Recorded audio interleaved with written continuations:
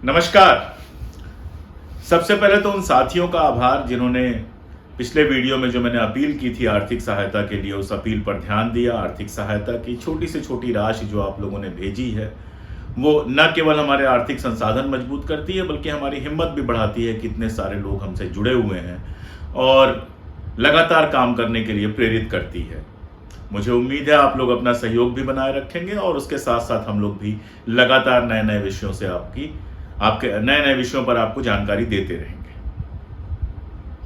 ताजमहल को लेकर जो विवाद पिछले दिनों चला, हालांकि माननीय उच्च न्यायालय ने जो याचिकाकर्ता थे उनके ऊपर बड़ी कड़ी टिप्पणी की, कहा कि जाओ पहले बीए एमए करो, पीएचडी करो, रिसर्च करो और इतिहास को इतिहासकारों के लिए, इतिहास का जो शोध करते हैं उनके लिए छोड़ दो, इस तरह के तमाशे मत करो। ये सीधे सीधे कोर्ट ने कहा, ये बहुत बड़ी बात है और ये कह के लगभग मामले का फिलहाल पटाक्षेप कर दिया। लेकिन ना तो ताजमहल को लेके विवाद पहली बार उठा है और आप भी जानते हैं कि यह आखिरी बार नहीं है। हिंदुस्तान में वोटों के ध्रुवीकरण के लिए जो इस तरह के तमाशे हैं, कभी ताजमहल, कभी लाल किला, कभी कुछ, वो चलते रहे हैं और चलते रहेंगे, क्योंकि इससे एक पार्टी को, एक समुदाय को लाभ होता है। असल में यह विवाद शुरू कैसे होता है, थोड़ा उस पर बात करें हम तो मजा आएगा, फिर हम समझ पाएंगे कि इसकी ऐतिहासिक सत्यता कितनी है और कितनी नहीं है। एक साहब हुए हैं पीएन ओक, उन्होंने ढेर सारी किताबें लिखी हैं। मतलब जितनी किताबें लिखी हैं उनको देख के लगता यह है कि अगर वाकई उनको शोध करना पड़ा होता तो एक जीवन में इतनी किताबें लिख पाना कई बार संभव नहीं होता। और वो सारी की सारी किताबें ऐसे ही घृणा और नफरत और झूठे इतिहास से भरी हुई हैं, जिसमें कभी जो मुगल कालीन इमारतें हैं उनको हिंदू इमारतें बनाने पर जोर है, कभी कुछ है, कभी कुछ है, कभी कुछ है। ये सारा विवाद वहीं से शुरू होता है। और मजेदार बात यह है कि जो तर्क दिए जा रहे हैं वो तर्क भी इसी किताब से आते हैं, चाहे वो बंद कमरों का तर्क हो, या आपने देखा कि भारतीय जनता पार्टी की एक सांसद हैं जो जयपुर राजघराने से जुड़ी हुई हैं, उन्होंने जो क्लेम किया कि ये जमीन उनकी है।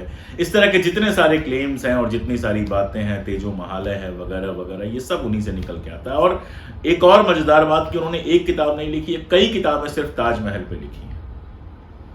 और इसमें वो शुरू करते हैं कि वहां पे एक भव्य महल था जिसको छेड़छाड़ करके शाहजहां ने ताजमहल बना दिया, और फिर अंत में शिव मंदिर तक चले आते हैं कि वहां एक शिव मंदिर था जिसका नाम तेजो महालय था। मतलब खुद भी बहुत क्लियर नहीं है कि वहां था क्या, लेकिन उनको यह धुन थी कि वो साबित करें कि वहां कोई हिंदू भवन था, ताजमहल शाहजहां ने नहीं बनवाया था। अच्छा, ऐसा करने की राह में बहुत सारी रुकावटें आती हैं। अब जो मुगल इतिहास या मुगल दरबार से संबंधित इतिहासकार हैं उनको तो वो झूठ कह सकते हैं कि ये तो झूठ बोल रहे हैं, बाकी सारी बातें भी वो कर सकते हैं। लेकिन उस दौर में कुछ घटनाएं हुई थी मजेदार, जिनको झुठलाने की जो उन्होंने कोशिश की है वो मैं आपको दिखाऊंगा और उससे समझ में आएगा कि किस तरह इतिहास को पूरी तरह से तोड़ मरोड़ के पेश किया है ओक ने, और अब उनके शिष्य जो हैं उन्हीं तर्कों का उपयोग करके ताजमहल को कुछ और साबित करने पे लगे हुए हैं। दरअसल उस दौर में घुमक्कड़ी अपने आप में एक बड़ी मजेदार चीज थी। यूरोप से बहुत सारे व्यापारी और भी अलग अलग तरह के लोग निकलते थे, यूरोप घूमते थे। एशिया उनके लिए एक बड़ा ऐसी जगह थी जहां पे आना उनको लगता था कि यार कुछ मतलब रहस्य रोमांच वाली जगह है, यहां पर चला जाए। और दूसरा आप जानते हैं कि व्यापार के लिए भी यहां से मसाले और दूसरी सारी चीजें जो थी, और वहां से जो वो सोने वगैरह लेके आते थे, जवाहरात लेके आते थे, उनको यहाँ बेचना, यहाँ से मसाले लेकर जाना, ये सब बड़ा फायदेमंद सौदा था, खासतौर पे 16वीं 17वीं सदी में। ये जो यात्री आते थे इनमें से कुछ यात्री ऐसे थे जिन्होंने अपने संस्मरण भी लिखे।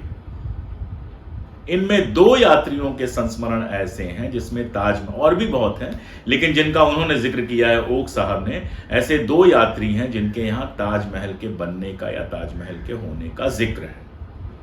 अब ओक साहब के लिए बड़ी समस्या यह है कि जो उस दौर में यूरोप से इंडिया आए थे, जिन्होंने अपनी आंखों से देखा था और लिखा था, उसको कैसे झूठ साबित करें। उसके लिए वो क्या क्या कसरत करते हैं, क्या क्या सर्कस करते हैं, ये मैं आपको बताता हूं। सबसे पहले वो जिसका जिक्र करते हैं वो है टैवर्नियर। टैवर्नियर फ्रेंच थे और हिंदुस्तान आए थे। सबसे मजेदार बात यह है कि टेवर्नियर की जिस किताब का वो जिक्र करते हैं उस किताब को ही अगर आप पढ़ लें तो उस किताब से इनके सारे तर्क झूठे साबित हो जाते हैं। जैसे ओक साहब लिखते हैं कि यह कि कोई भी निश्चित रूप से यह नहीं जान सकता कि टेवर्नियर कब भारत आया और कितने समय के लिए आया। लिखते हैं कि जब हमने महाराष्ट्रीय ज्ञानकोश का उदाहरण देते हुए बताया है कि टेवर्नियर 1641 से 1668 तक भारत में रहा, तब कीन उल्लेख करता है कि टेवर्नियर केवल 1651 से 55 में कभी भारत में रहा होगा, वगैरह वगैरह वगैरह।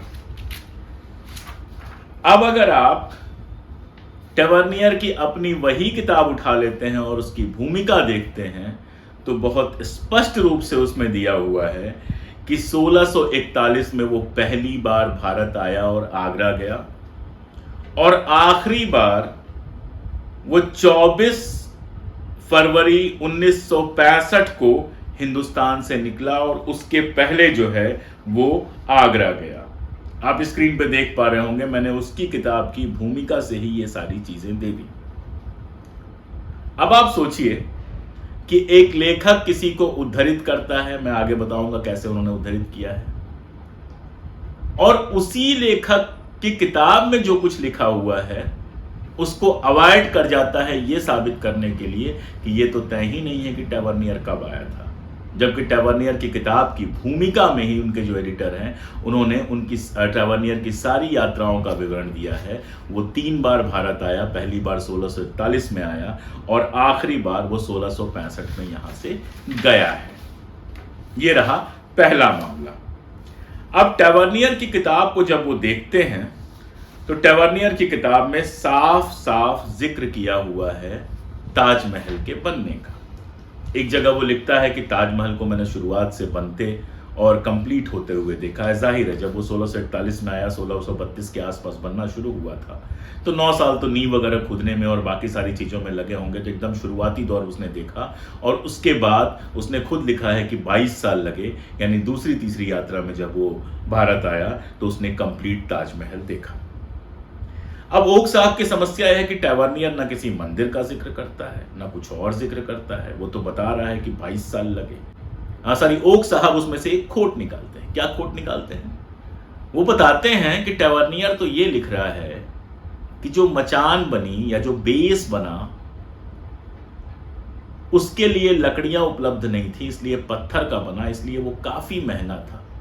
और सवाल पूछते हैं कि भाई ताजमहल का जो बनाने वाला शाहजहां था वो तो बादशाह था, तो उसको लकड़ियों की क्या कमी होगी।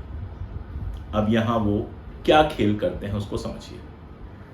ताजमहल जैसे विशाल भवन को बनाने के लिए, और टेवर्नियर सिर्फ मचान नहीं शब्द उपयोग करता है, टेवर्नियर जिस शब्द का उपयोग करता है आप स्क्रीन पे देख सकते हैं, उसका अर्थ केवल मचान नहीं होता है। मैं पढ़ देता हूं। कहता है कि it is said that the scaffoldings alone cost more than the entire work because from want of wood they as well as the supports of arcs had all to be made of brick.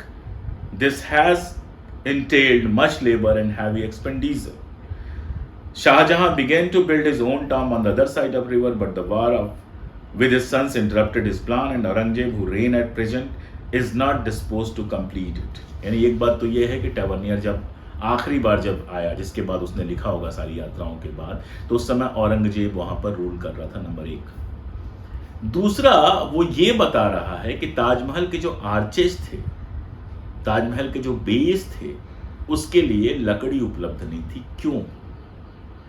क्योंकि वो इतने भारी थे कि उनको जिस तरह की लकड़ी सपोर्ट कर सकती थी उस तरह की लकड़ी आगरा के आसपास नहीं मिलती थी, उसको बहुत दूर से लाना पड़ता। आज भी जो लोग आगरा गए हैं वो जानते हैं कि वहां पर कौन से पेड़ उगते हैं, और जो पेड़ उगते हैं उनकी लकड़ियां मकान के निर्माण के लिए उस तरह से उपयोग नहीं की जा सकती। पहाड़ों पर ऐसे मजबूत और लंबे पेड़ उगते हैं जिनको इन सब चीजों के लिए उपयोग किया जा सकता है, लेकिन यहां पर उसकी जगह पर ईंट लगाना उसे बेहतर लगा होगा, इसलिए ईंट का उपयोग किया गया। इसको लंबा चौड़ा करके ओक साहब गरीबी से जोड़ते हैं। इसके अलावा भी वो बहुत सारा तर्क देते हैं। वो कहते हैं कि 1931 में शाहजहां की मलिका का देहांत हो गया था और ये और वो और तमाम सारी बातें। वो कहते हैं कि वहाँ से अगर मुर्शिदा जहाँ से उनका देहांत हुआ था वहाँ से लाया गया होगा और 12, 13, 15 साल में ताजमहल बनाया होगा, तो क्या उसको सड़ने के लिए छोड़ दिया गया होगा? उसके लिए भी टैवर्नियर का एक फुटनोट पढ़ लेना चाहिए। उस फुटनोट में वह लिखते हैं, the Taj at Agra was build between 1632 to 1653, but the central mausoleum was ready in 1643. The pearl mask was finished in 1653. The old और आगे दूसरी चीजें हैं। यानी ऐसा नहीं था कि जब पूरा ताजमहल बन गया उसके बाद उनकी कब्र को वहां रखा गया। इसको और अच्छे से समझने के लिए एक और उस समय के यात्री हैं पीटर मुंडी, जिन्होंने एक किताब लिखी, द ट्रेवल्स ऑफ पीटर मुंडी इन यूरोप एंड एशिया। इसके वॉल्यूम 2 में, जिसका उदाहरण ओक साहब भी देते हैं, बहुत क्लियरली सारा कुछ बता दिया गया है। वो लिखते हैं, देन शी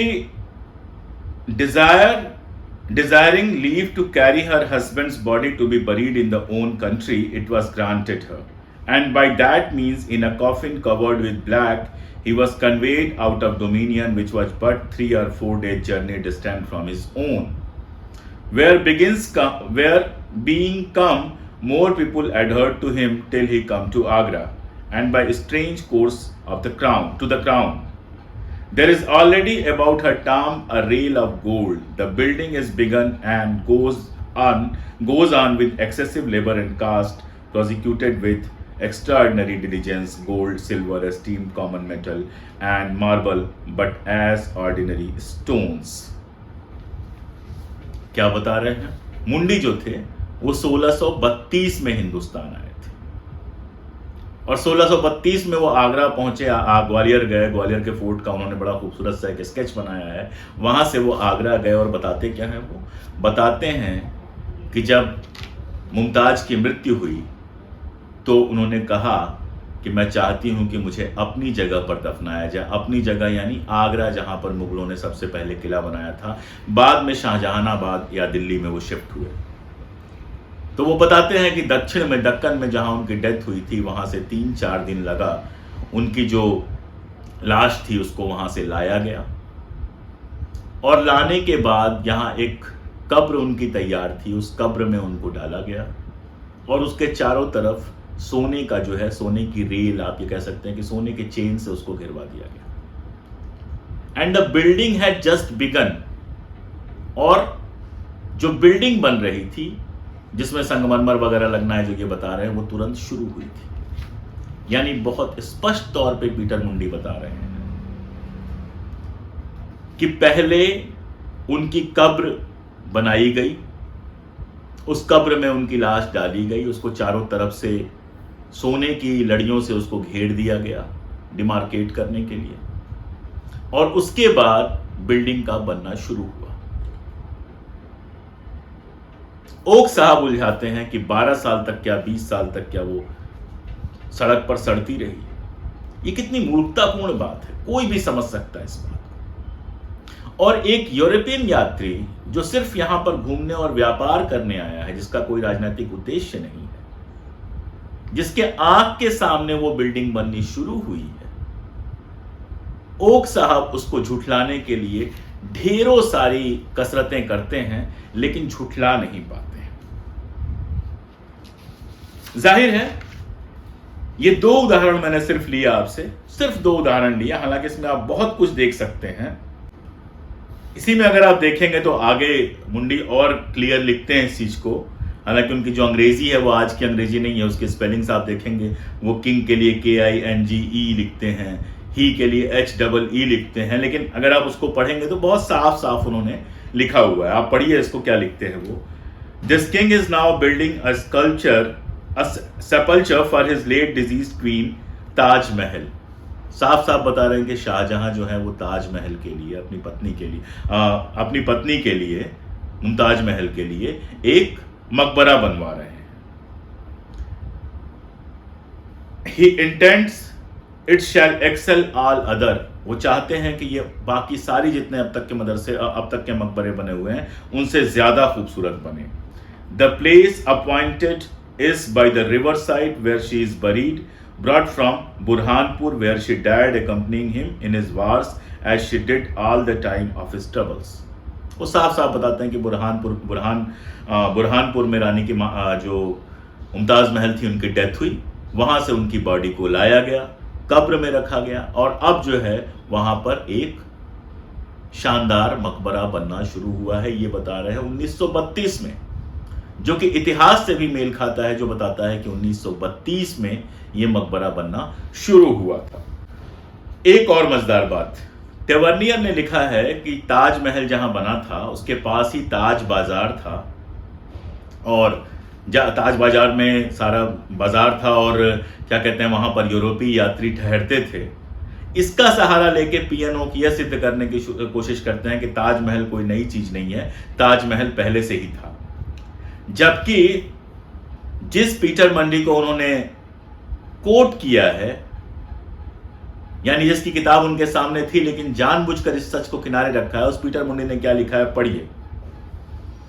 वो लिखते हैं कि places appointed for street shops etcetera dwellings commanding merchant shopkeepers artificers to inhabit where they begin to repair and called by her name Tajganj.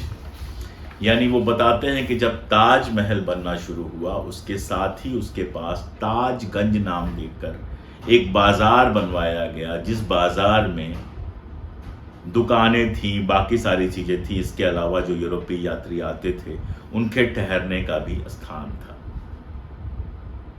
यानी पीएनओ ने अगर ये किताब पढ़ी होगी जिसको वो कोट करते हैं तो उसमें ये तथ्य पहले से था कि ताजमहल का निर्माण कार्य और ताज बाजार का निर्माण कार्य साथ शुरू हुआ था।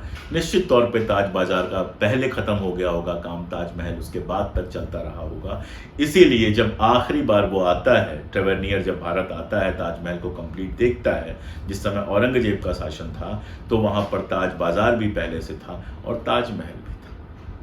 ये मैंने आपको जानबूझकर कुछ छोटे छोटे उदाहरण दिए ये बताने के लिए कि अपनी कुंठित सोच को, अपने झूठ को इतिहास बताने के लिए एक लेखक जिन किताबों को उद्धृत कर रहा है, जिन किताबों को कोट कर रहा है, कैसे ही उनके साथ खेल कर रहा है, कैसे उन किताबों से ही एक हिस्सा ले रहा है और जानबूझकर दूसरा हिस्सा छोड़ दे रहा है, क्योंकि वो जानता है कि उसका झूठ पकड़ा जाएगा। मैं हमेशा कहता हूं अपने पाठकों से कि जब भी इतिहास की कोई किताब पढ़ें, चाहे मेरी ही किताब पढ़ें, तो जो रेफरेंस दिए गए हैं कई बार उन रेफरेंसेस को ढूंढने की कोशिश कीजिए। मैं ऐसे ही पीएनओ को पढ़ रहा था, ये 2 रेफरेंस शुरुआत में मिले, ये 2 रेफरेंस मैंने ढूंढ के पढ़े। संयोग से वो दोनों किताबें जो हैं वो archive.org पे उपलब्ध हैं और उनको पढ़ के ये समझ में आ गया कि ये आदमी इतिहास के साथ कैसे खेल कर रहा है। बाकी मुझे पढ़ने की जरूरत महसूस नहीं हुई, क्योंकि जो शुरू में ही इतने झूठ बोल रहा है, जाहिर है कि वो आगे भी झूठ पर झूठ बोलेगा। लिखते लिखते योग साहब एक जगह लिखते हैं कि ये जो जगह थी वो जयपुर राजघराने की थी और जयपुर राजघराने से शाहजहां ने ली थी और बदले में कुछ जमीन दी थी। एक तो इसमें कुछ गलत नहीं है, जयपुर राजघराना उसका अधीनस्थ घराना था। अगर उनकी जमीन लेकर उसके बदले में जयपुर राजघराने को कुछ जमीन दी थी तो ये कोई क्राइम तो है नहीं।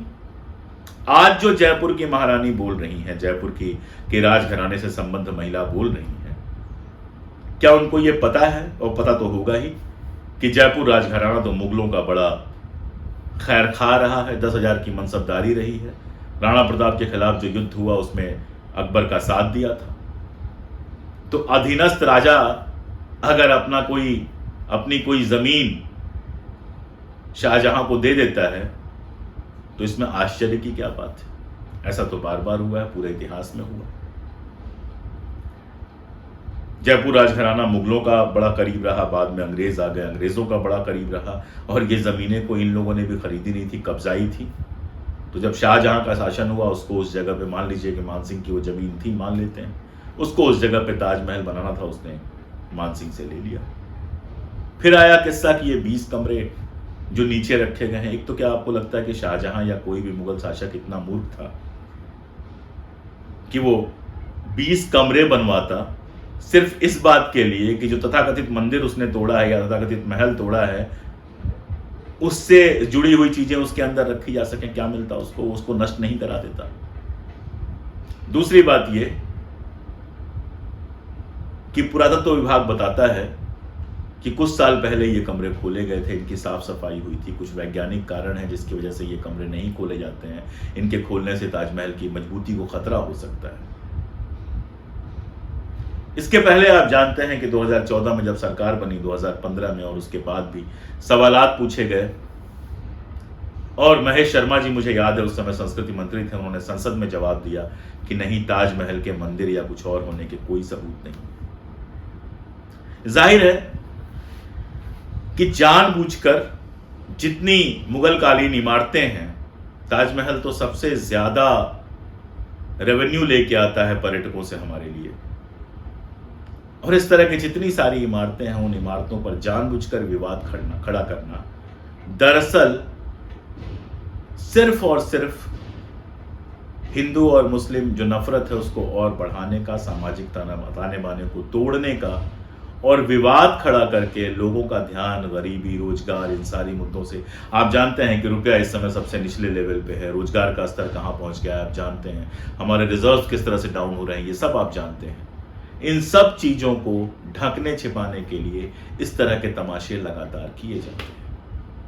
इन तमाशों का ऐतिहासिक आधार क्या होता है, वो जितनी मैंने थोड़ी सी एनालिसिस की उससे आपके समझ में आ गया होगा। आप सोच के देखिए कि दो यूरोपीय उस जमाने में घूमने आते हैं, उस जमाने में हिंदुस्तान आते हैं, उनके ऊपर कोई पॉलिटिकल प्रेशर तो था नहीं। किताब भी यहां से जाने के बाद उन्होंने लिखी है, अपने ट्रेवलॉग लिखे हैं, जिसमें ग्वालियर के किले का बहुत सुंदर रेखा चित्र बना हुआ है, और भी बहुत सारे विवरण हैं जो बिल्कुल इतिहास से ठीक ठीक मिलते हैं। अगर वो व्यक्ति ये बता रहा है कि उसने देखा कि कब्र में मुमताज महल को रखा गया, उसके चारों तरफ सोने की चेन, और बाद में बताया है, वहीं पे उसी में टिप्पणी है कि जब महल तैयार हो गया, ताजमहल तैयार हो गया, तो वो सोने की चेन हटा ली गई वहां से। तो अगर वो खुद ये बता रहा है कि उसने बनते हुए देखा, एक दूसरा यात्री भी बता रहा है, तमाम सारे इतिहासकार जो उस दौर के हैं और बाद के हैं वो भी बता रहे हैं, तो फिर आज के समय में बैठकर ये कपोल कल्पनाएं करना और उन कपोल कल्पनाओं को किताब की शक्ल देते हुए उन दो यात्रियों को रिफर तो करना, लेकिन जानबूझकर पहले यात्री के बारे में ये झूठ बोलना कि ये तो बहुत कम समय के लिए आया था या कब आया था ये पता ही नहीं है, जबकि उसकी किताब में ही उसकी यात्राओं के सारे विवरण दिए हुए हैं। और दूसरे यात्री पर भी शक करना, दूसरे यात्री पर भी शक के सवाल उठाना, ये क्या है? अक्सर जब मैं इतिहास बताता हूं तो लोग कहते हैं कि आप थे उस समय। भाई मैं तो नहीं था, लेकिन ये पीटर मंडी और ट्रेवेनियर तो उस समय आए थे, हिंदुस्तान आए थे, हिंदुस्तान की यात्रा की थी, यहाँ की तमाम जगहों के बारे में विवरण दिए थे, और इंग्लैंड जाके किताब लिखे थे। तो आखिर उन्हें झूठ बोलने का क्या कारण था? क्यों उनके किसी विवरण में किसी मंदिर, किसी महल, किसी इस तरह का जिक्र नहीं आता है? जबकि ग्वालियर के बारे में, बाकी सारी जगहों के बारे में उन्होंने बहुत डिटेल लिखा, और वो सारा डिटेल इतिहास जो हमारे पास उपलब्ध है उससे ठीक ठीक मिलता है। सीधी सी बात है कि ये पूरा का पूरा विवाद, जैसा कि हमारे माननीय उच्च न्यायालय ने भी माना कि निराधार है, इतिहास के साथ तमाशा है, और सिर्फ हिंदू मुस्लिम पोलराइजेशन करने के लिए इस तरह के विवादों को हवा दी जाती है। तो आज के लिए बस इतना ही। अपना सहयोग बनाए रखें। मैं फिर दोहरा रहा हूं कि डिस्क्रिप्शन में और पहले कमेंट में मैं आपको एक डोनेशन लिंक देता हूं हर वीडियो के साथ। अगर आप चाहते हैं हमारा चैनल इस तरह से चलता रहे, हम लगातार मेहनत करते रहें, तो थोड़ी बहुत जो भी आर्थिक सहायता आप करना चाहें आपका स्वागत है, ना करना चाहें तो भी आपका स्वागत है। काम तो हम किसी भी हाल में कैसे भी मैनेज करके करते ही रहेंगे। बहुत शुक्रिया, नमस्कार।